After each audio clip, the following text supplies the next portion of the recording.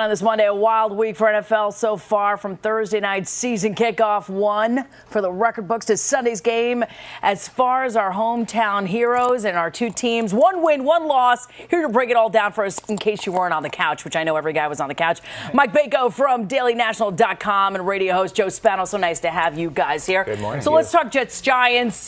Spano, take it away. Let's break down the Jets for us. What did you think? Hey, Geno Smith looked good. I understand he didn't do a great job of reading defenses, and he locked on his receivers a little bit, but he's got a live arm. The accuracy was pretty good, and he led the team to a late score to win the game, and that's really what it's all about. Mike, would you say it's a lucky win, or this is something that Geno is doing, and when Sanchez heals, if and when he does heal, do you think it's going to be a toss-up as to whether Sanchez or Geno will take it? I think if you ask any fan, they're going to want Geno in there. I think the Mark Sanchez era, as far as Jets fans are concerned, that should go out the window, especially after what Geno did, not only during the game, but especially on that last drive. But seriously, how far can this Jets defense take them?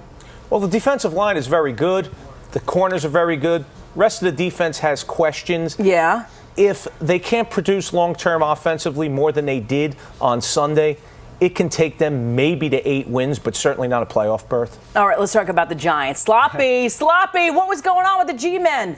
If Tom Coughlin is the disciplinarian that he is, I think we're going to see a completely different team when Eli's brother Peyton comes to town. No way that they could get away with 6 turnovers against a quarterback who threw 7 touchdown passes. 3 interceptions. Game. It was unbelievable. Last one by Brandon Carr. I mean, what's going on?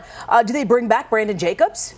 No, they're not going to bring back Brandon Jacobs. Why? But they will be out on the market for a veteran running back. And David Wilson could be in some real trouble and really deep in the Tom Coughlin doghouse. But what about the Giants' D? Will JPP be the solution for them? You saw him have flashes of it on Sunday night, but coming back from an injury, even he himself doesn't know how healthy he actually is. He rose to the occasion a little bit last night against Tony Romo. He's going to have to do the same thing against Let's talk about Prince and the Prince Amukamara and the concussion. Well, he's going to have to go through a battery of concussion tests. If he passes those, he'll be back on the field on Sunday. If not, the Giants are going to have to rely on their depth to get through against Peyton Manning and company, and he threw 7 touchdowns, so that won't be easy. Let's talk about the Manning Bowl that's happening next week. Your predictions, do we have any predictions? We're talking about bragging rights here.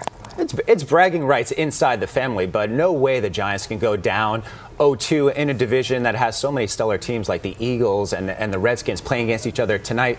You can't go down 2 games. All right. I'm inclined to agree with Mike. The more desperate team will step up in a major way, and that's the New York Giants, and I think they'll take this one at home. Mike and Joe, thank you so much for sitting on the couch right now. Stick around because they're going to be joining us in the next hour. We're going to talk about the Yankees, we're going to talk about the Mets, and we're also going to talk about the U.S. Open. Time right now is 6:52.